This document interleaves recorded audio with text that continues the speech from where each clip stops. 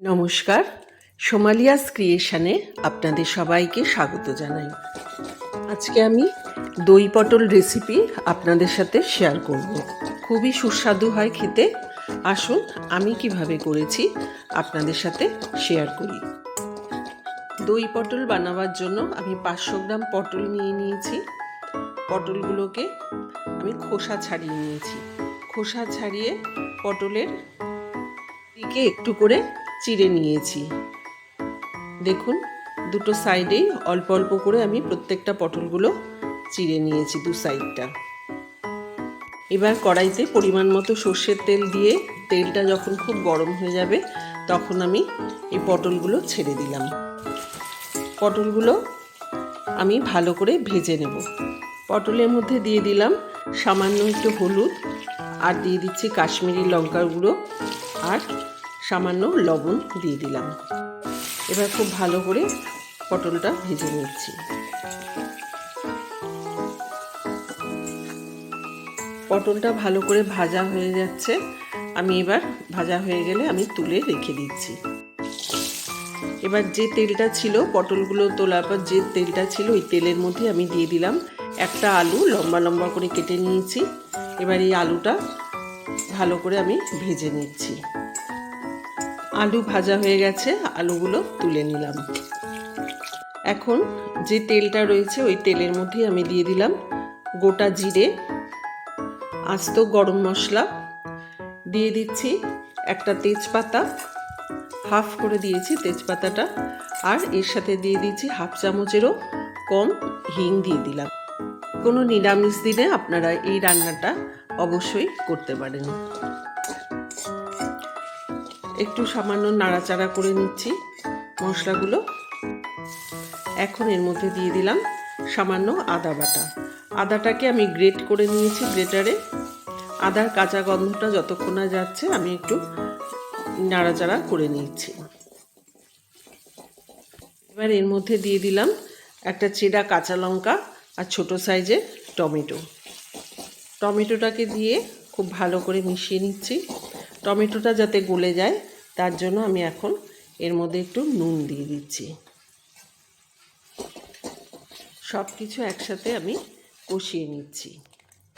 এখন দিয়ে দিলাম 1 টেবিল চামচ টক দই।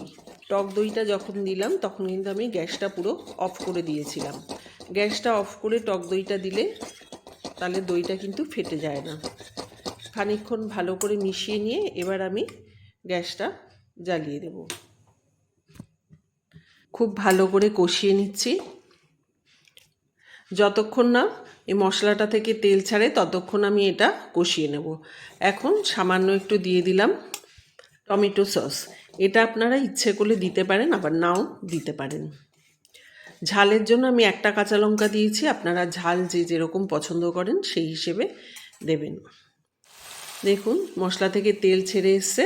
এখন আমি এখানে পরিমাণ মতো জল দিয়ে দিচ্ছি। খুবই সহজ রান্না, একটু অন্যরকম যেহেতু টক দই দিয়ে করা হয়েছে।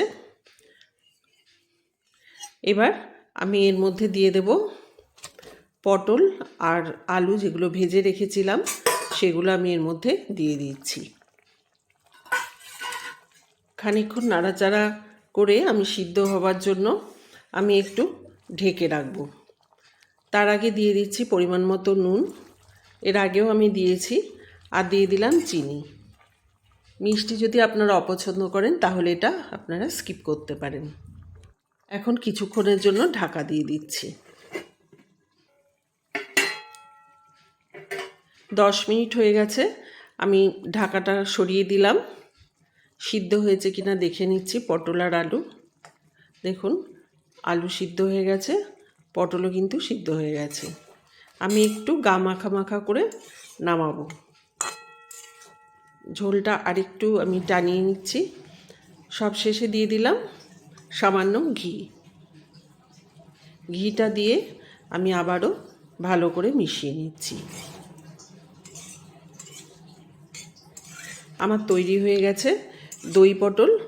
গরমকালে এটা অবশ্যই করে খাবেন, দেখবেন খেতে কিন্তু খুবই ভালো লাগবে। গরম গরম ভাত, রুটি, পরোটার সাথে কিন্তু খেতে খুবই ভালো লাগে।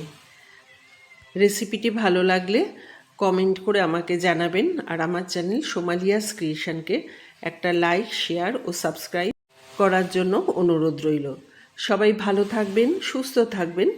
আবার অন্য দিন এরকম সহজ রেসিপি নিয়ে আপনাদের কাছে চলে আসব। ধন্যবাদ।